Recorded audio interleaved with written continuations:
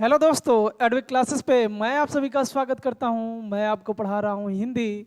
और हिंदी में पिछले लेक्चर की बात करूं तो पिछले लेक्चर में मैं आपको पढ़ा रहा था वाच्य, जो कि हो चुका है समाप्त।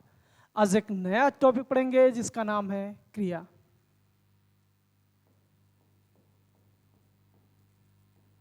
आज जो हम लोग टॉपिक पढ़ने जा रहे हैं वो है क्रिया। तो शुरू करने से पहले आपसे एक छोटा सा रिक्वेस्ट है कि जो लोग चैनल पे नए हैं पहले तो चैनल को सब्सक्राइब कर लें, और यदि पुराने वीडियो को नहीं देखे हैं तो प्लेलिस्ट में चले जाए, वहाँ से जाके पुराने वीडियो को देख लें। यदि आपको प्लेलिस्ट में जाने में दिक्कत है तो आई बटन पे क्लिक करके आप वहाँ से पुराने वीडियो को देख सकते हैं। तो आइए शुरू करते हैं बिना देर किए क्रिया।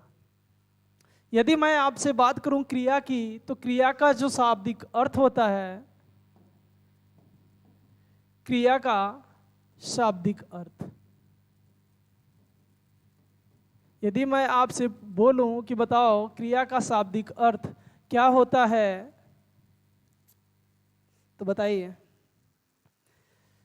क्रिया का जो शाब्दिक अर्थ होता है वो होता है कार्य। कार्य को अंग्रेजी में हम लोग बोलते हैं क्या? वर्क। कार्य को ही अंग्रेजी में क्या बोलते हैं? तो कहेंगे वर्क बोलते हैं। इतनी बात आपको समझ में आ गई होगी कि क्रिया का जो शाब्दिक अर्थ होता है वो होता है कार्य। यदि मैं आपसे यहाँ पे पूछ लूँ कि कार्य क्या है, यदि मैं आपसे कहूँ कि बताओ कार्य क्या है, तो इसका जवाब आप लोग क्या देंगे? जैसे ही मैंने आपसे पूछा कि क्रिया का शाब्दिक अर्थ क्या होगा तो आपने बता दिया कार्य। लेकिन मैं आपसे यही पूछ लूँ कि कार्य क्या होता है, तो क्या बताएंगे आप? किसी को आंसर पता हो तो कमेंट में कमेंट कर दीजिएगा, आगे तो मैं पढ़ा ही रहा हूँ। बात करें कार्य की, यदि आपसे कोई ऐसा पूछे कि बताओ कार्य क्या है या कार्य किसे कहते हैं, तो उससे बता देना 24 घंटे हम जो कुछ भी करते रहते हैं। 24 घंटे 24 घंटे हम जो कुछ भी करते रहते हैं, हम जो कुछ करते रहते हैं, करते रहते हैं,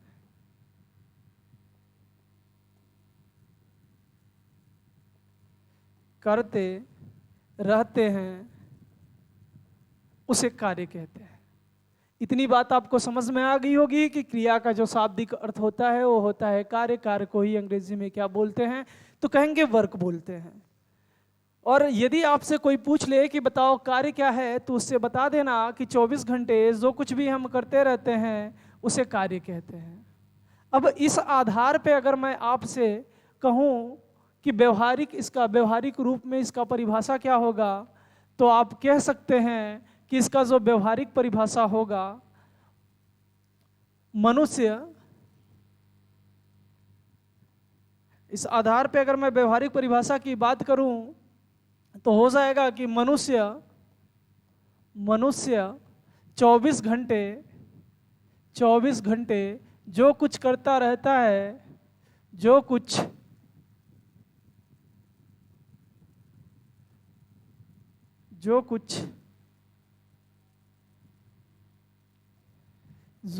कार्य करता रहता है, जो कुछ कार्य करता रहता है उसे क्रिया कहते हैं।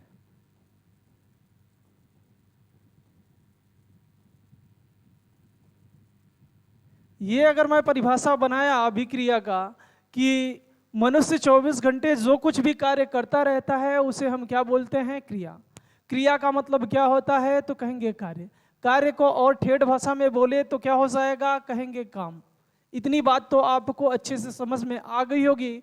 अभी व्यवहारिक परिभाषा जो मैंने आपको बताया वो भी समझ में आ गया होगा। लेकिन यहाँ व्यवहारिक परिभाषा से मेरे दोस्त काम चलने वाला तो नहीं है, क्योंकि अभी व्यवहार वाले परिभाषा का हमें जो है यूज, अगर हम यहाँ यूज की बात करें, प्रयोग की बात करें, तो ज़्यादा बढ़िया तरीके से नहीं कर पाएंगे। क्यों? क्योंकि हम पढ़ रहे हैं क्या? तो कहेंगे व्याकरण पढ़ रहे हैं। या हम क्या पढ़ रहे हैं? तो कहेंगे भाषा पढ़ रहे हैं।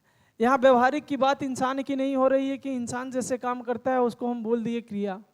ठीक है, ये बात तो सही है कि कार्य का मतलब ही होता है क्रिया, लेकिन यहाँ पे हम पढ़ रहे हैं क्या, तो कहेंगे भाषा पढ़ रहे हैं। तो हमें जो क्रिया का परिभाषा देखना है वो किस में देखना होगा, तो कहेंगे वाक्य या भाषा में। अब समस्या ये आ गई कि वाक्य या भाषा में, वाक्य या भाषा में क्रिया क्या है, क्रिया क्या है। व्यवहारिक रूप में तो हमने देख लिया कि क्रिया क्या है, लेकिन यहीं पे मैं आपसे बोलूं कि बताओ वाक्य या भाषा में, वाक्य या भाषा में क्रिया क्या है, तो आप क्या कहेंगे। अब देखो, यदि आपसे कोई पूछे कि बताओ वाक्य या भाषा में क्रिया क्या है, तो उससे बता देना कि वाक्य में जिस शब्द से हमें कार्य का पता चलता है उसे हम क्रिया कहते हैं। किसे, जिस शब्द से वाक्य में हमें यह पता चल जाए कि कार्य हो रहा है, वही शब्द हमारा क्या कहलाएगा, तो कहेंगे क्रिया कहलाएगा। इतनी बात तो आपको समझ में आ गई होगी कि वाक्य में जिस शब्द से, वाक्य में या भाषा में जिस शब्द के माध्यम से हमें यह पता चल जाए कि कार्य हो रहा है, वही हमारा क्या कहलाएगा, तो कहेंगे क्रिया कहलाएगा। आइए परिभाषा बिना देर किए हुए लिख लेते हैं। बात करें हम क्रिया की परिभाषा की, तो कह सकते हैं वाक्य में या भाषा में जिस शब्द से कार्य का पता चलता है, कार्य का पता चलता है,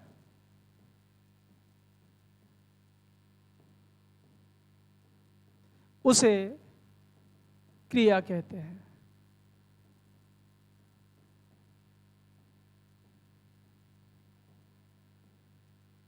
इतनी बात आपको समझ में आ गई होगी। यदि आपसे कोई पूछे कि बताओ क्रिया का शाब्दिक अर्थ क्या होता है, तो उससे बता देना क्रिया का जो शाब्दिक अर्थ होता है वो होता है कार्य।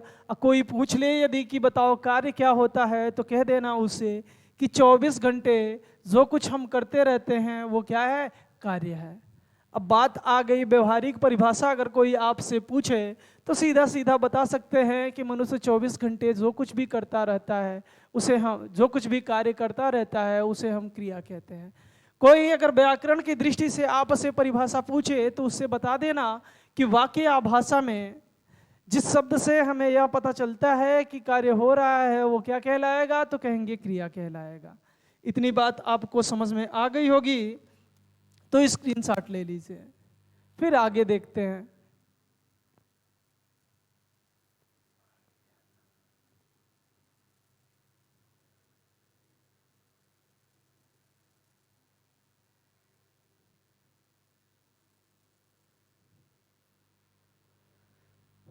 तो मैं उम्मीद करता हूं कि आप लोगों ने ले लिया होगा अब तक स्क्रीनशॉट। आइए उदाहरण देख लेते हैं।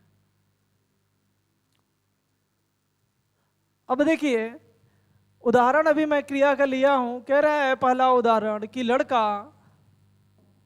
लड़का सड़क पर दौड़ता है। लड़का सड़क पर दौड़ता है। अगर मैं यहाँ पे बात करूं कार्य की, तो कार्य क्या हो रहा है, तो कहेंगे लड़का जो है सड़क पर किस चीज का काम कर रहा है, तो कहेंगे दौड़ने का। लड़का सड़क पे क्या कर रहा है, दौड़ता है। तो कार्य किस चीज का हुआ, तो कहेंगे दौड़ने का। अभी कार्य हो रहा है। अभी मैं आपसे पूछूं कौन सा कार्य हो रहा है, तो कहेंगे दौड़ने का कार्य हो रहा है। और दौड़ना शब्द ये जो है इस वाक्य में ये क्या है, तो कहेंगे क्रिया है। दौड़ना शब्द इस वाक्य में क्या है, तो कहेंगे क्रिया है। और दौड़ना जो शब्द है इसी से हमें पता चला कि कार्य क्या हो रहा है मेरे दोस्त, हो रहा है। जिस शब्द से हमें यह पता चले, कार्य का पता चलता है, वही शब्द क्या कहलाता है, तो कहेंगे क्रिया कहलाता है। दूसरे उदाहरण की मैं बात करूं तो कह रहा है लड़की ने आम खाया। और यहाँ पे मैं बात करूं कार्य की, तो कहेंगे कार्य जो है खाना है। लेकिन इस वाक्य को मैं देखूं तो यहाँ पे जो खाया वाला खाया लिखा है मतलब खाना, खाने का काम क्या हो चुका है, समाप्त हो चुका है। खाने का कार्य समाप्त हो चुका है।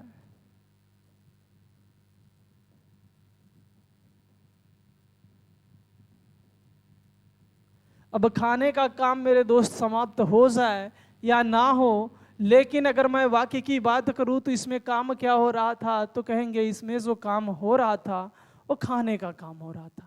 इतनी बात तो समझ में आ गई होगी मेरे दोस्त। और यहाँ पे मैं आपसे बोलूं कि बताओ खाना क्या है, खाना जो शब्द है ये क्या है, तो कहेंगे क्रिया है। अब कोई पूछ ले क्रिया क्यों है, तो आपको रीजन तो मैंने अभी बता दिया कि जिस शब्द से हमें वाक्य में कार्य का पता चलता है उसे क्या बोलते हैं, तो कहेंगे क्रिया बोलते हैं। इतनी बात आपको अच्छे से समझ में आ गई होगी, तो स्क्रीनशॉट ले लीजिए, फिर आगे देखते हैं।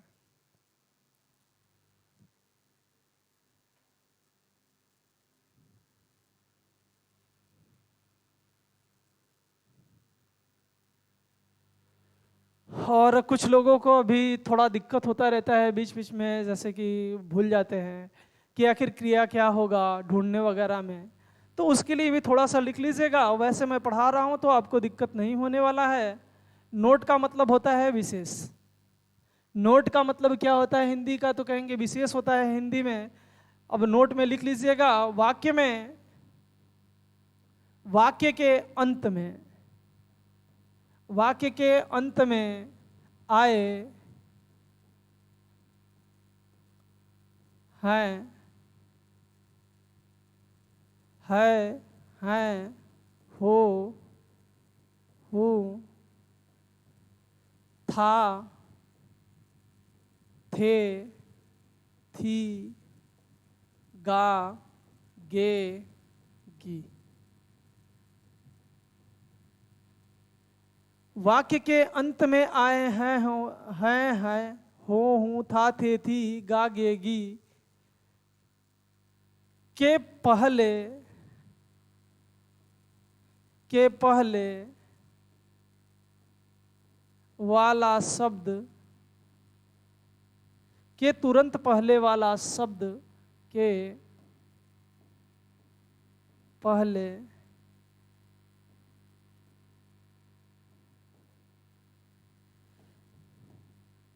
के तुरंत पहले वाला शब्द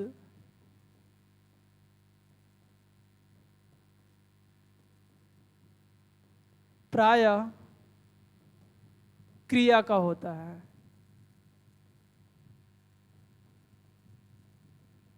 इतनी बात आपको समझ में आ गई होगी। कह रहा है कि वाक्य के अंत में हैं, हो, हूँ, था, थे, थी, गा, गे, गी, ये जो सहायक क्रिया है मेरे दोस्त, इससे तुरंत पहले वाला जो शब्द आता है वो प्रायः क्रिया का होता है। अब देखिए उदाहरण की मैं बात करूं तो उदाहरण आपके सामने है। यहाँ पे क्या आया है वाक्य के अंत में, तो कहेंगे हैं आया है। क्या आया है मेरे दोस्त, तो कहेंगे हाँ आया है। और इसमें लिखा है कि नहीं है।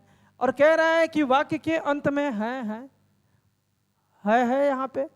दूसरे की मैं बात करूं तो दूसरे वाले में क्या आया है, तो कह रहा है था आया है। वाक्य के अंत में आया है कि नहीं दोस्त, इसमें है कि नहीं। तो जो भी सहायक क्रिया है उससे जस्ट पहले वाला, इसके तुरंत पहले की मैं बात करूं तो कौन सा शब्द आया है, तो कह रहा है कि दौड़ता आया है, दौड़ना। और इससे पहले क्या है, तो कहेंगे खाया। खाया किससे बना है, तो कहेंगे खाना से बना है। दौड़ता किससे बना है, तो कहेंगे दौड़ना से बना है।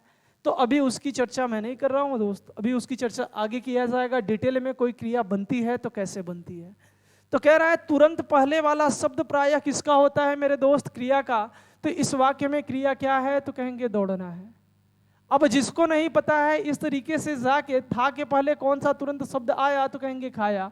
और खाया इस वाक्य का क्या है, तो कहेंगे क्रिया है। अब देखो जिसको नहीं पता है, भूल जाते हो, उनके लिए है। और कंटिन्यू पढ़ते रहिए आगे, फिर पता चल जाएगा। कोई भी क्रिया आंख बंद करके आप देख सकते हो। तो स्क्रीनशॉट ले लीजिए एक बार, फिर आगे चलते हैं, बात करते हैं।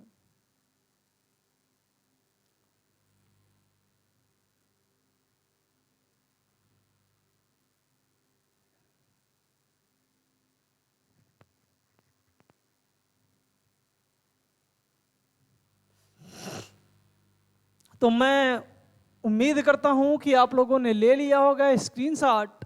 तो आइए आगे बात करते हैं। देखो कि जो क्रिया है वह एक विकारी शब्द है। यदि आपसे कोई पूछे कि क्रिया कैसा शब्द है तो उससे बता देना क्रिया एक विकारी शब्द है, विकारी शब्द है। यदि आपसे कोई पूछे कि बताओ क्रिया कैसा शब्द है तो उससे बता देना क्रिया एक विकारी शब्द है। अब समस्या आ गया आपके सामने एक नया कि विकारी क्या होता है। जो विकारी शब्द है उसका मतलब क्या होता है। यदि आपसे कोई पूछे कि बताओ विकारी शब्द किसे कहते हैं तो उससे बता देना वे शब्द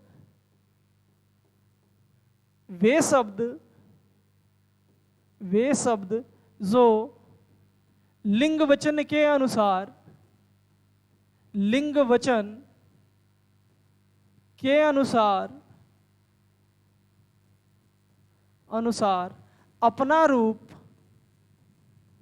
अपना रूप परिवर्तित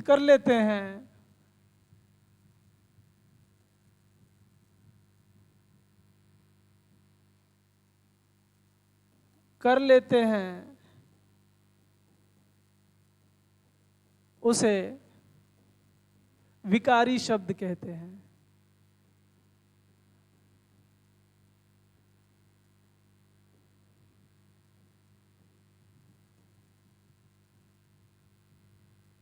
कह रहा है कि क्रिया वह विकारी शब्द है। क्रिया एक क्या है तो कहेंगे विकारी शब्द है। कोई आपसे पूछे कि विकारी शब्द किसे कहते हैं तो उससे बता देना कि वे शब्द जो लिंग वचन के अनुसार अपना रूप बदल लेते हैं या परिवर्तित कर लेते हैं मेरे दोस्त, उसे विकारी शब्द कहते हैं। आगे लिख लीजिएगा, क्रिया वह विकारी शब्द है, क्रिया वह विकारी शब्द है, विकारी शब्द है जिससे हमें वाक्य में कार्य का पता चलता है।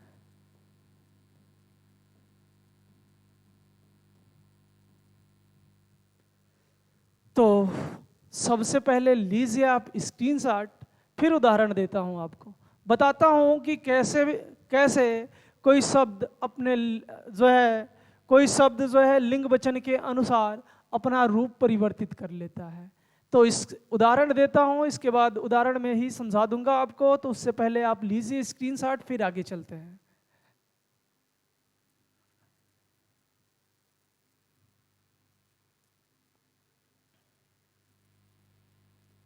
तो दोस्तों मैं उम्मीद करता हूं कि आप लोगों ने ले लिया होगा स्क्रीनशॉट। आइए देखते हैं उदाहरण। यदि मैं उदाहरण की बात करूं तो उदाहरण कहता है लड़का जाता है।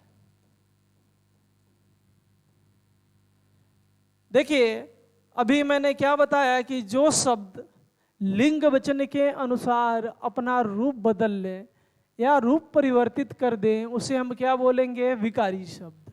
अब देखिए यहाँ पे लड़का क्या है वाक्य का, तो कहेंगे लड़का जो है करता है। लड़का क्या है तो कहेंगे लड़का, वाक्य का क्या है तो कहेंगे करता है। यहाँ पे जाता मतलब जाना किससे बना है तो कहेंगे जाता जो है जाना से बना है। यहाँ पे जाना क्या है तो कहेंगे क्रिया है। इतनी बात तो दोस्तों आपको समझ में आ गई होगी। अब देखो यहाँ पे जो करता है वो किसका है, पुल्लिंग का है कि स्त्रीलिंग का है, तो कहेंगे लड़का शब्द जो है पुल्लिंग है।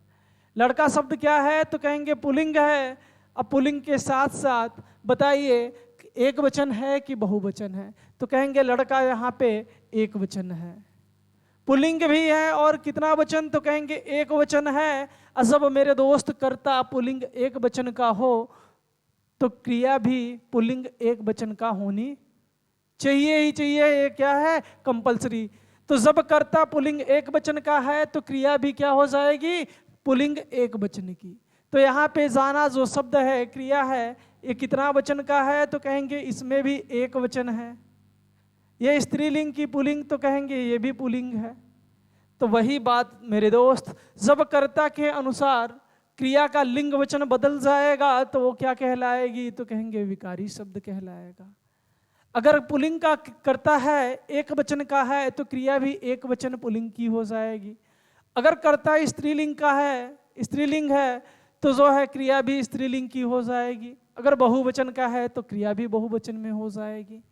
जब यही परिवर्तन हो जाए, कर्ता के अनुसार क्रिया अपना रूप बदल ले दोस्त, तो क्या कहलाएगा, तो कहेंगे विकारी शब्द कहलाएगा। अब दूसरा उदाहरण लेते हैं। मैं आपसे बोलूं कि लड़की जाती है, लड़की जाती है। अब देखो, लड़का का उदाहरण दिया और लड़की का नहीं देता तो ये लोग कहते, कुछ लोग सर आप जेंडर रूढ़िवादिता पैदा कर रहे हैं, मतलब जेंडर पक्षपात कर रहे हैं। तो जेंडर पक्षपात नहीं करूंगा मेरे दोस्तों, आओ देख लो। क्या कह रहा है कि लड़की जाती है, तो लड़की वाक्य की क्या मेरे दोस्त, तो कहेंगे करता है। अब मैं आपसे पूछूं कि ये क्या है, तो कहेंगे ये तो क्रिया है। ये क्या है, तो कहेंगे क्रिया है। अगर मैं आपसे पूछूं कि लड़की स्त्रीलिंग है कि पुल्लिंग है, तो आप कहेंगे लड़की सर स्त्रीलिंग है। लड़की क्या है, तो कहेंगे स्त्रीलिंग है। मैं आपसे पूछूं कि लड़की बताओ एक वचन की बहुवचन, तो आप कहेंगे एक वचन है। जब मेरे दोस्त कर्ता स्त्रीलिंग एक वचन का है, तो क्रिया भी कितना होना चाहिए, स्त्रीलिंग एक वचन का।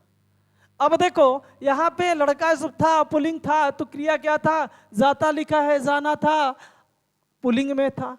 जैसे ही यहाँ कर्ता स्त्री लिंग का हुआ तो क्रिया भी क्या हो गई, तो कहेंगे स्त्रीलिंग की। अब जाता की जगह क्या आ गया, तो कहेंगे जाती आ गया। अब देखो, अगर मैं आपसे बोलूं कि बताओ यहाँ जो क्रिया है ये पुल्लिंग है कि स्त्रीलिंग, तो क्रिया को कोई भी देखेगा तो कहेगा किसमें है, स्त्रीलिंग में है।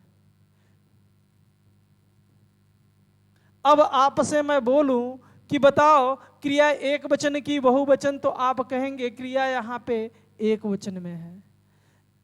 इतनी बात समझ में आ गई कि जब क्रिया कर्ता के अनुसार अपना लिंग वचन बदल ले तो क्या कहलाएगा, तो कहेंगे विकारी शब्द। इतनी बात समझ में आ गई कि नहीं मेरे दोस्त। इसीलिए परिभाषा में मैं लिखाया था कि जो शब्द लिंग वचन के अनुसार, किसके, लिंग वचन के अनुसार अपना रूप परिवर्तित कर लेते हैं, मतलब बदल लेते हैं, उसे विकारी शब्द कहते हैं। और क्रिया भी कैसा है, तो कहेंगे एक विकारी शब्द है। तो इतनी बात समझ में आ गई तो स्क्रीनशॉट एक ले लीजिए, फिर आगे चर्चा करते हैं।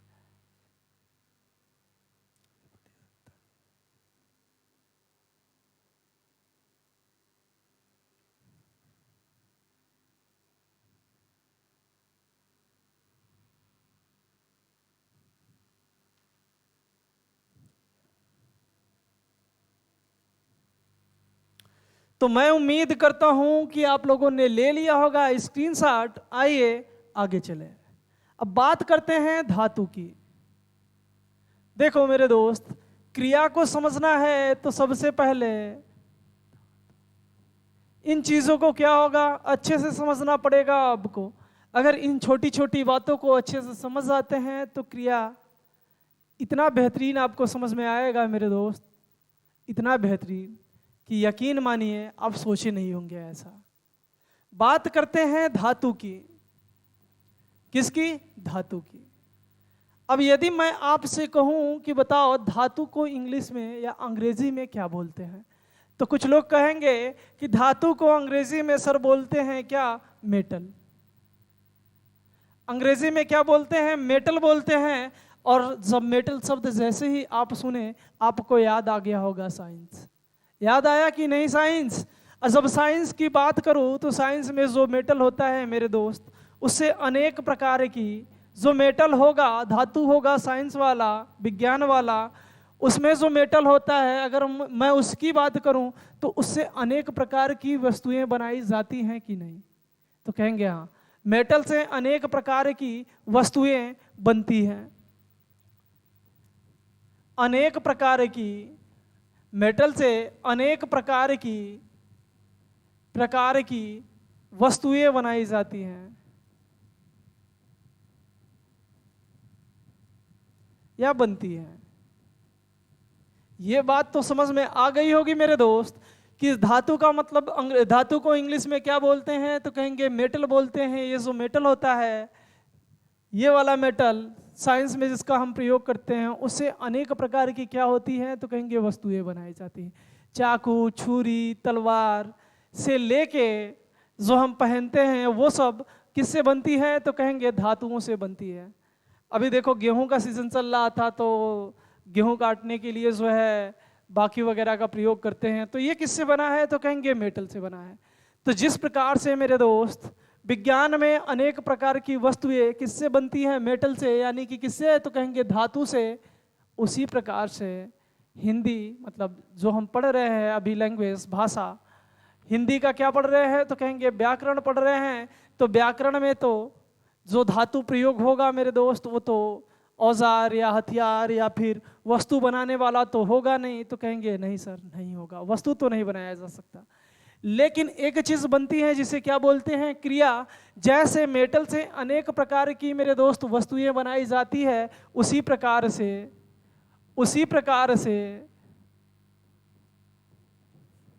धातु से अनेक प्रकार की,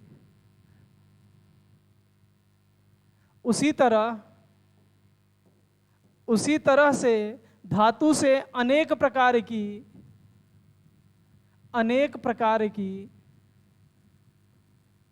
क्रियाएं बनती हैं। अनेक प्रकार की क्रिया बनती है। इतनी बात तो समझ में आ गई होगी आपको। जैसे विज्ञान में धातु से अनेक प्रकार की वस्तुएं बनाई जाती हैं, उसी तरह से हिंदी के व्याकरण में जो धातु है उससे अनेक तरह की या अनेक प्रकार की क्या बनती है मेरे दोस्त? तो कहेंगे क्रिया बनती है। इतनी बात समझ में आ गई। आइए अब परिभाषा की बात कर लेते हैं। तो धातु का जो परिभाषा है वो कहता है, बात करें परिभाषा की, वे पद या शब्दांश, वे पद, शब्द को ही क्या बोलते हैं? तो कहेंगे पद बोलते हैं। वे पद या शब्दांश जिसमें ना जोड़ने से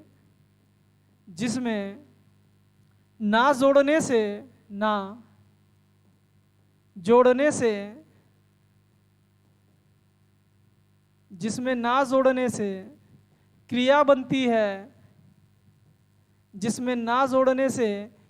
बनती है, उसे धातु कहते हैं।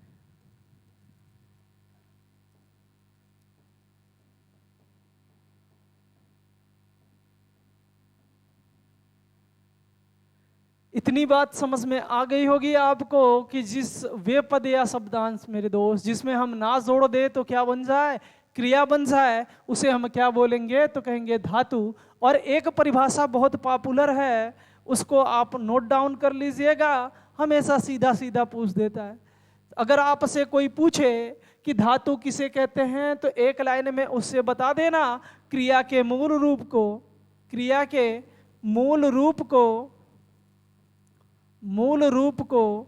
धातु कहते हैं।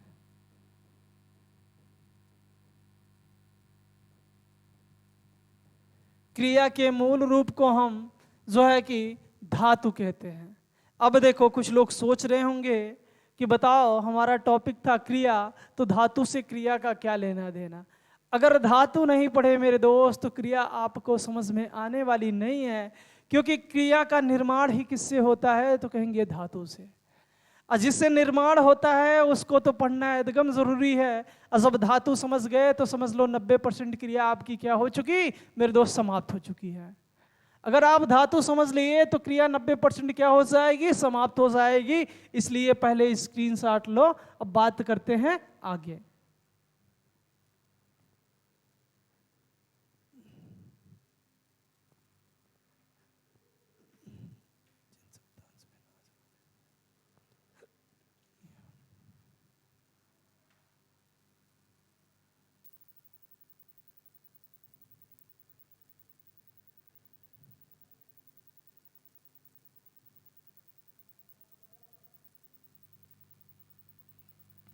तो दोस्तों मैं उम्मीद करता हूं कि आप लोगों ने ले लिया होगा स्क्रीनशॉट। आइए आगे चलते हैं, बात करते हैं धातु के भेद।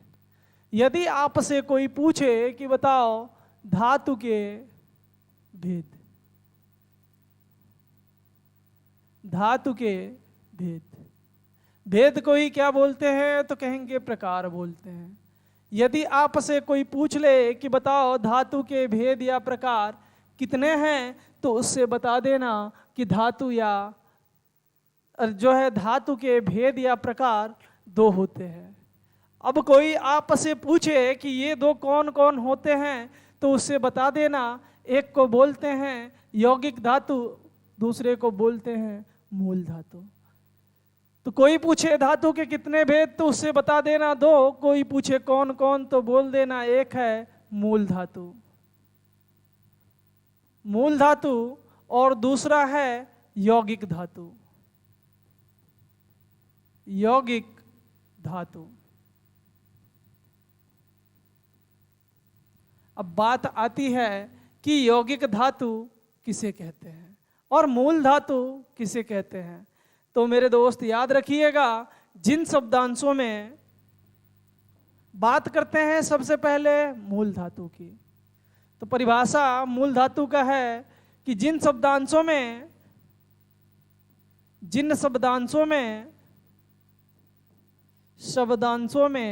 ना जोड़ने से, क्या जोड़ने से मेरे दोस्त, तो कहेंगे ना जोड़ने से, ना जोड़ने से क्रिया बनती है।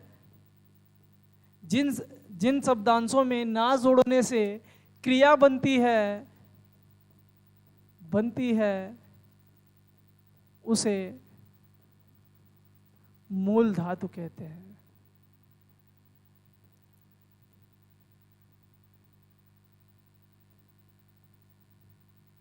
इतनी बात आपको समझ में आ गई होगी कि जब हम किसी शब्दांश में क्या जोड़ दें मेरे दोस्त, ना जोड़ दें, और उससे क्या बन जाए, क्रिया बन जाए, तो उसे हम बोलेंगे मूल धातु। और जब इसी मूल धातु में कोई हम जोड़ दे क्या, प्रत्यय, तो क्या बन जाएगा, यौगिक धातु।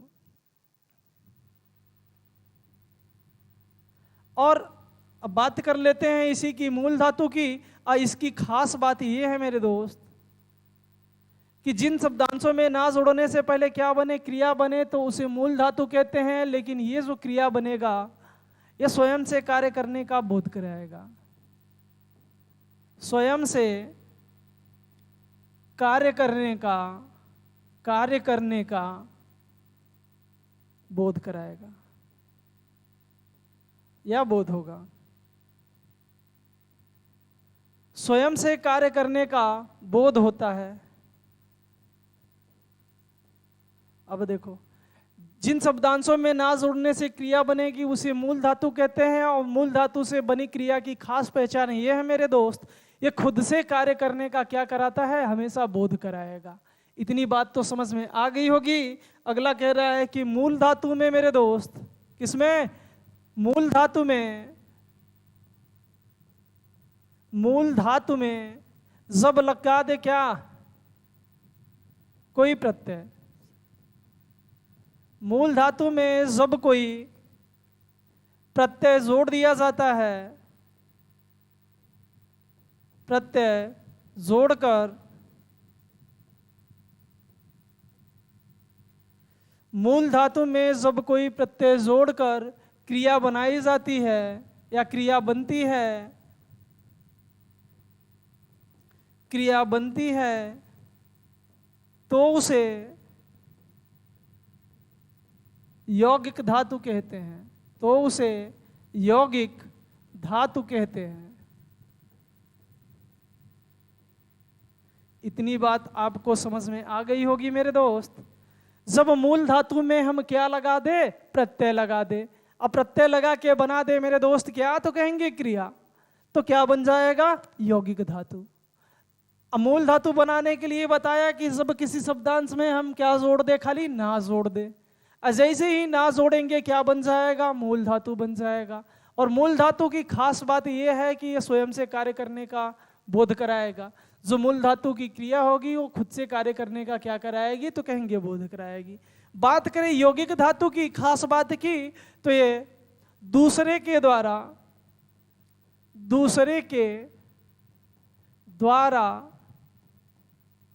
कार्य करने का बोध कराते हैं। अब जो यौगिक धातु से क्रिया बनी होगी वो दूसरे के द्वारा कार्य कराने का क्या कराएंगे मेरे दोस्त, तो कहेंगे बोध कराएंगे। अब दूसरे के द्वारा कार्य करने का जिस क्रिया से बोध हो, समझ जाना वो क्रिया किसका, तो कहेंगे यौगिक का। जिस क्रिया से खुद से कार्य करने का बोध हो तो समझ जाना वो क्रिया किसका, तो कहेंगे मूल धातु का। बात समझ में आ गई तो स्क्रीनशॉट लीजिए, फिर एग्जाम्पल देखते हैं और अंतर देखते हैं।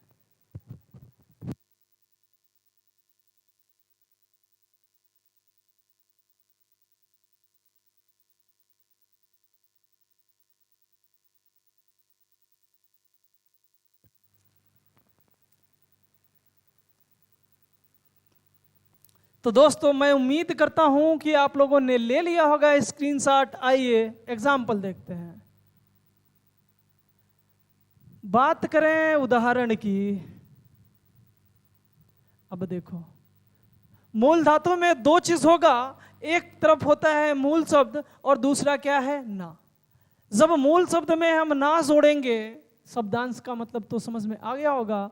जब हम मूल शब्दों में क्या जोड़ेंगे, ना जोड़ेंगे, तो क्या बन जाएगा, तो कहेंगे मूल धातु बन जाएगा। अभी परिभाषा आप पढ़े कि जिन शब्दांशों में क्या पढ़े मूल धातु का, कि जिन शब्दांशों में ना जोड़ने से मेरे दोस्त बन जाए क्रिया, उसे मूल धातु कहते हैं। और मूल धातु की क्रियाएं सदैव खुद से कार्य करने का क्या कराएगी, तो कहेंगे बोध कराएगी। अब देखिए यहाँ पे एक शब्द लिखा है गिर, और गिर में जैसे ही हम जोड़ देंगे क्या, ना। क्या जोड़े, ना जोड़े, तो क्या बन जाएगा, कहेंगे गिरना। और आपसे मैं पूछूं कि बताओ गिरना कैसी क्रिया, तो कहेंगे गिरना जो है मूल धातु की क्रिया है। यह किस धातु की क्रिया, तो कहेंगे मूल धातु की क्रिया है। अभी मैंने आपको बताया कि जो मूल धातु की क्रिया होंगी वो खुद से कार्य करने का बोध कराएगी। आइए इसका भी ट्रायल ले लेते हैं, क्या यह सही बात है। गिर में जैसे ना जोड़े बना एक शब्द गिरना, और जब किसी शब्दांश में ना जोड़ दे जो क्रिया बन जाए मेरे दोस्त, किसका, तो कहेंगे मूल धातु का। खास बात क्या थी कि खुद से कार्य करने का क्या कराएगा, बोध कराएगा। तो जब गिरने की बात आएगी तो आप बताओ, मैं कहूं कि आप गिर गए, जब आप गिरेंगे मेरे दोस्त तो खुद से गिरेंगे कि दूसरा गिराएगा, तो कहेंगे नहीं खुद से गिरेगा। और जब खुद से बात आ जाए किसी काम की, जो खुद से काम करने की क्रिया हो, बने या बोध कराए मेरे दोस्त, वो कौन सी क्रिया, तो कहेंगे मूल धातु की। मैं कहूं पेन गिर गया तो खुद से गिरा। जब खुद से बात आ गई, अब मैं पूछूं यहाँ पे जो गिरना शब्द है इसमें कैसी क्रिया, तो कहेंगे मूल धातु की क्रिया। पूछेगा कैसे, तो कह दो गिरना से तो खुद स्वयं से कार्य करने का बोध होता है, और जिस क्रिया से स्वयं से कार्य करने का बोध हो मेरे दोस्त, वो क्रिया किसकी, तो कहेंगे मूल धातु की। अब देखो अगला शब्द दिया है लोट, और लोट में जैसे ही हम जोड़ दिए क्या, तो कहेंगे ना जोड़ेंगे तो एक शब्द बन जाएगा क्या, तो कहेंगे लोटना। मैं आपसे पूछूं कि बताओ लोटना कैसी क्रिया, तो कहेंगे मूल धातु की क्रिया है। लोटना जो है कैसी क्रिया, तो बोलेंगे लोटना मूल धातु की क्रिया है। अब देखो इसमें क्या खुद से कार्य करने का बोध हो रहा है। अब बताओ मैं लौटने की बात करूंगा, मैं कहूं आप जो है लौट रहे हैं या मैं लौट रहा हूं, तो लौटना जो है यहाँ पे शब्द जो है खुद से लौटने की बात हो रही है कि दूसरे के द्वारा? आप लौटेंगे तो खुद से या दूसरे के द्वारा? तो कहेंगे खुद से। तो यहाँ जो लौटना शब्द है मेरे दोस्त, ये खुद का बोध करा रहा है, स्वयं से कार्य करने का बोध करा रहा है। अब देखो यहाँ पे कौन सा शब्द है, तो कहेंगे पढ़। अपढ़ में जब जैसे ही जोड़ेंगे मेरे दोस्त क्या, ना, तो एक शब्द बनेगा नया, क्या, तो कहेंगे पढ़ना। अब मैं आपसे बात करूं कि पढ़ना कैसी क्रिया, तो कैसी, तो कहेंगे मूल धातु की क्रिया हो जाएगी। अब मैं आपसे पूछूं कि बताओ खुद से कार्य करने का बोध होगा कि नहीं? जब भी पढ़ने की बात आएगी तो खुद से, और जब दूसरा पढ़ाएगा तो कहेंगे क्या, पढ़ाना। जब खुद की बात होगी तो पढ़ना, और दूसरा पढ़ाएगा तो क्या बोलेंगे, पढ़ाना। अभी मैं आपको पढ़ा रहा हूं तो ये दूसरे के द्वारा आप पढ़ रहे हैं, मुझसे पढ़ रहे हैं, तो मैं आपको पढ़ा रहा हूं तो मतलब ये दूसरे के द्वारा। पढ़ाना में कैसी क्रिया, तो कहेंगे यौगिक क्रिया, क्योंकि दूसरे का जिस क्रिया से भाव हमें बोध होता है कि दूसरे के द्वारा कार्य हो रहा है मेरे दोस्त, वहां पे कौन सी क्रिया, तो कहेंगे यौगिक धातु की क्रिया। जब पढ़ना मतलब खुद की बात आई, आप खुद से क्या कर रहे हो, तो पढ़ रहे हो, और जब खुद की बात आ गई जिस क्रिया में, वो कैसी, तो कहेंगे मूल धातु की। पढ़ना मतलब क्या, तो खुद की बात हो गया। अब एक शब्द है लिख, लिख में जैसे ही लगा दिए क्या, ना, तो क्या बन जाएगा, कहेंगे लिखना। लिखना जब बात करेंगे तो खुद से कार्य करने का बोध हो रहा है। अब पूछे लिखना कैसी क्रिया, तो कहेंगे मूल धातु की क्रिया। अब मैं आपसे कहूं कि बताओ चल में ना जोड़ोगे तो कौन सी क्रिया बनेगा, तो कहेंगे चल में ना जोड़ने से बनेगा चलना। अब बताओ चलना खुद से चलने की बात कि दूसरे के द्वारा? जब चलने की बात आएगा दोस्त तो खुद से बात हो जाएगा, खुद से करने का। और पूछे कैसी क्रिया, तो आप कहेंगे मूल धातु की क्रिया। क्यों? क्योंकि हमने अभी पढ़ा कि जब किसी शब्दांश में हम जोड़ दें मेरे दोस्त ना, उससे जो क्रिया बनेगी वो कौन सी क्रिया होगी, मूल धातु की क्रिया होगी। ये हमेशा किससे कार्य करने का बोध कराएंगे, तो कहेगा खुद से। अभी टेंशन ना लो, जब मैं अंतर कराऊंगा तो एकदम क्लियर हो जाएगा। अब देखिए अभी हमने बात कर लिया मूल धातु की क्रिया के उदाहरण का, अब देखेंगे यौगिक धातु के क्रिया के उदाहरण का। तो उससे पहले आप लीजिए स्क्रीनशॉट, फिर आगे चलते हैं।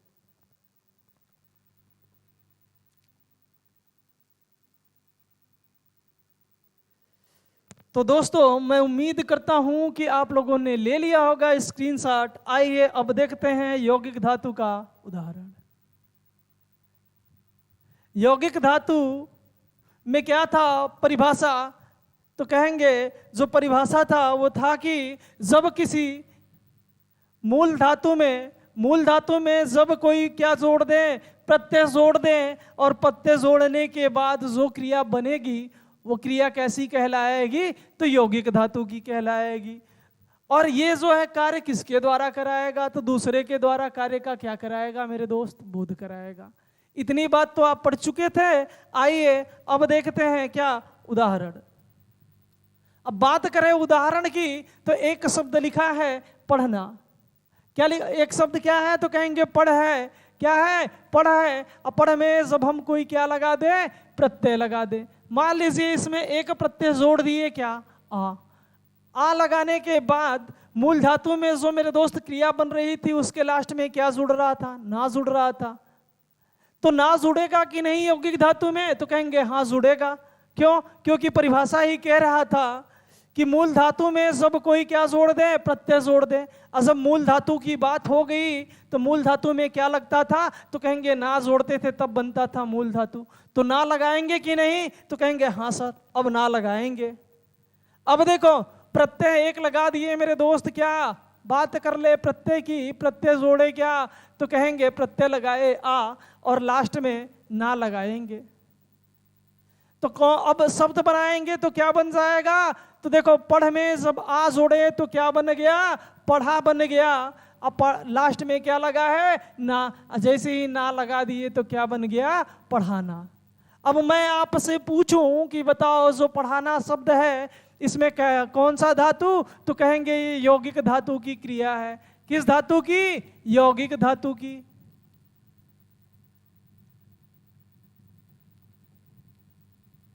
अब देखो बात आती है, क्या दूसरे के द्वारा कार्य करने का बोध हो रहा है कि नहीं? बात कर रहा है पढ़ाने की। अब पढ़ाना जैसे ही शब्द बोले, इससे पता चल गया कि दूसरे के द्वारा कार्य कराने का बोध होगा। क्यों? अभी देखो मैं आपको क्या कर रहा हूं, पढ़ा रहा हूं, तो आप खुद से पढ़ रहे हो कि मैं पढ़ा रहा हूं? तो कहेंगे कि नहीं सर आप पढ़ा रहे हैं। जब मैं पढ़ा रहा हूं तो दूसरे के द्वारा आप पढ़ रहे हो कि नहीं? तो कहेंगे हाँ। तो दूसरे का मेरे दोस्त बोध हुआ कि नहीं? जब जिस क्रिया से दूसरे के कार्य करने का बोध हो, दूसरे के द्वारा कार्य कराने का बोध हो, तो वहां कैसी क्रिया? तो कहेंगे यौगिक धातु की क्रिया। अब देखो अगला शब्द लिखा है चल। चल में जैसे ही हमने जोड़ दिया क्या? आ प्रत्यय। अब फिर जोड़ दिया क्या मेरे दोस्त? तो कहेंगे ना। तो कौन सा शब्द बनेगा? चल में जब आ प्रत्यय जोड़ेंगे तो क्या बना देगा? चला। लास्ट में क्या लगाना है? तो कहेंगे ना। जैसे ही ना जोड़ेंगे क्या बन जाएगा? चलाना। चलने की बात करेंगे तो खुद से बोध होगा, चलाने की बात करेंगे तो दूसरे की बोध होगा, दूसरे का बोध होगा। हम कहें कि आप चलो, चलोगे आप तो खुद से चलोगे, तो खुद का बोध। जब मैं कहूं कि जाओ बच्चे को टहला चला दो, तो बच्चे को चलाओगे तो दूसरे का बोध होगा कि नहीं? चलाना से किसका बोध होता है? तो कहेंगे दूसरे का। जब जिस क्रिया से दूसरे का बोध हो वो कैसी क्रिया? तो कहेंगे यौगिक धातु की। ये बात तो आप समझ गए होंगे मेरे दोस्त, आगे बताने की जरूरत नहीं है। अब देखो अगला शब्द है गिर। गिर में जैसे ही लगाए आ प्रत्यय, फिर लगा दिए ना। अब जोड़ के बनाओ, गिर में जोड़ेंगे आ तो क्या बन जाएगा? गिरा। लास्ट में क्या लगा दिए मेरे दोस्त? ना। जब तक ना नहीं जुड़ेगा बनेगा नहीं क्या? क्रिया। अब पूछे आपसे बताओ गिराना कैसी क्रिया? तो कहेंगे यौगिक धातु की क्रिया।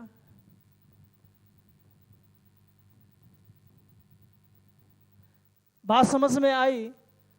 अब देखो यहां पे क्या लिखा है? लिख लिखा है, और लिख में जैसे ही जोड़ दिए आ और फिर लगा दिए मेरे दोस्त ना, तो क्या बनेगा? लिख में आ जोड़े तो क्या बना? लिखा। ना लगा दिए तो क्या हो गया? लिखाना। अब बताओ लिखाना कैसी क्रिया मैं आपसे पूछूं तो आप कहेंगे यौगिक धातु की। अब देखो एक शब्द है उठ। उठ में जैसे ही जोड़े आ प्रत्यय, फिर लगा दिए मेरे दोस्त ना, तो क्या बन जाएगा? तो उठ में आ जोड़े तो क्या बना? उठा। ना लगाए तो क्या बन गया? उठाना।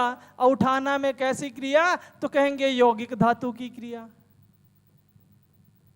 इतनी बात तो मेरे दोस्त समझ में आ गया होगा कि जब किसी मूल धातु में कोई प्रत्यय जोड़ दे तो उससे जो क्रिया बनेगी वो किसकी होगी? तो कहेंगे यौगिक धातु की होगी।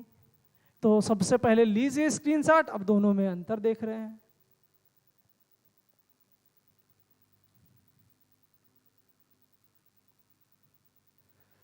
तो दोस्तों मैं उम्मीद करता हूं कि आप लोगों ने ले लिया होगा स्क्रीनशॉट। आइए एक बार देख लिया जाए अंतर।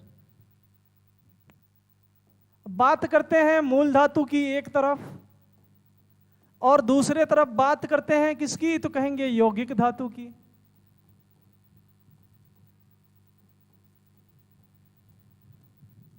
अब देखो मैं एक शब्द लेता हूं पढ़ना।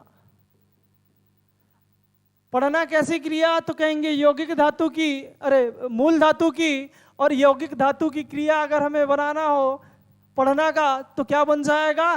प्रत्यय लगा दो। क्या होगा? पढ़ना की बात किया तो खुद की हो गया। अब दूसरे वाला हमें लाना होगा तो कह सकते हैं पढ़ाना। पढ़ाना जैसे ही बोले दूसरे के द्वारा कार्य करने का क्या करा दिया? बोध करा दिया। हम कहे चल, चलना। चलना कैसी क्रिया? तो कहेंगे ये तो मूल धातु की है। अब हमें चलना से खुद का बोध हुआ, खुद से कार्य करने का बोध हुआ। मैं बोल दूं दूसरे के द्वारा बोध कराना है। अब हमें ऐसा शब्द बताना है जिससे किसका बोध हो? तो कहेंगे दूसरे का। चल से क्या बनेगा? तो कहेंगे चलाना। चलाना। अब देखो जब भी चलाएगा कोई दूसरा ही चलाएगा, खुद से तो चलेगा। जब खुद की बात आएगी तो चलना हो जाएगा, खुद से चलेगा। और चलाने की बात आएगी तो दूसरे का ही बात कर रहा है सीधे सीधे। अब देखो बात करें पढ़ना की। मैं पूछूं पढ़ना कैसी क्रिया? तो कहेंगे यौगिक मूल धातु की। अब खुद का बोध हुआ, अगर इसी का दूसरे का कराना हो तो क्या बोल देंगे? पढ़ाना। पढ़ाना कैसी क्रिया, तो कहेंगे यौगिक धातु की। हम बोले आपसे बताओ लिखना,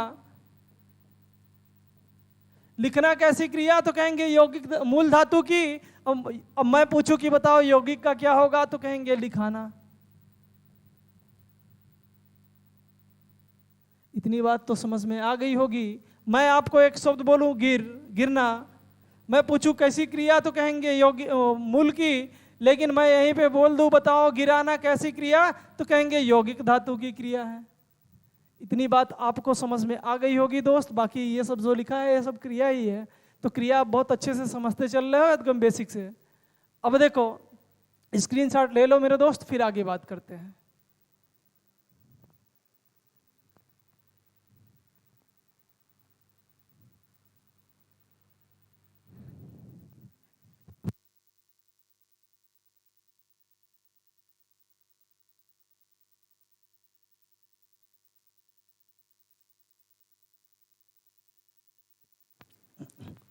तो दोस्तों मैं उम्मीद करता हूं कि आप लोगों ने ले लिया होगा स्क्रीनशॉट। आइए आगे चलते हैं। अब बात करते हैं क्रिया के भेद। यदि आपसे कोई बोले कि बताओ क्रिया के भेद या प्रकार कितने हैं, तो उससे बता देना क्रिया के भेद या प्रकार 2 है। एक तो जो बांटा गया है क्रिया को वो रचना के आधार पे बांटा गया है, और दूसरा जो बांटा गया है वो किसके आधार पे, तो कहेंगे व्युत्पत्ति के आधार पे। अब देखो मेरे दोस्त क्वेश्चन जो है, जो प्रश्न पूछे जाते हैं आपके प्रतियोगी परीक्षाओं में, वो यहां से नहीं बल्कि कहां से, इन दोनों से पूछे जाते हैं। यदि आपसे कोई कहे कि बताओ रचना के आधार पर क्रिया के कितने भेद, किसके आधार पे, रचना के आधार पे। आपसे कोई कहे कि बताओ रचना के आधार पर क्रिया के कितने भेद, तो उससे बता देना रचना के आधार पे क्रिया के 2 भेद होते हैं। कोई पूछे कि कौन कौन, तो बता देना एक को बोलते हैं सकर्मक और दूसरे को बोलते हैं अकर्मक। रचना के आधार पे क्रिया के कितने भेद, तो कह देना रचना के आधार पे क्रिया के 2 भेद होते हैं। एक होता है सकर्मक क्रिया और दूसरा होता है अकर्मक क्रिया। स मतलब क्या होता है यहां पे, तो कहेंगे 7, और तोड़ेंगे तो क्या बनेगा, कर्म। कर्म का मतलब क्या, तो कहेंगे कर्म। अक मतलब के, क्रिया मतलब तो कहेंगे क्रिया। अगर उपसर्ग प्रत्यय के हिसाब से इसको तोड़ दे तो टूटने के बाद एक अर्थ निकलेगा कि वह क्रिया मेरे दोस्त जो किसके साथ आए, कर्म के साथ आए, उसे कौन सी क्रिया बोलेंगे, सकर्मक क्रिया। वह क्रिया जो कर्म के साथ आए उसे सकर्मक क्रिया कहेंगे। और अकर्मक को भी उपसर्ग प्रत्यय के हिसाब से तोड़ दे दोस्त, तो यहाँ पे अ लिखा है, अ का मतलब होगा क्या, तो कहेंगे नहीं। यहाँ पे क्या लिखा है, तो कहेंगे कर्म। यहाँ पे क्या बचा, अक।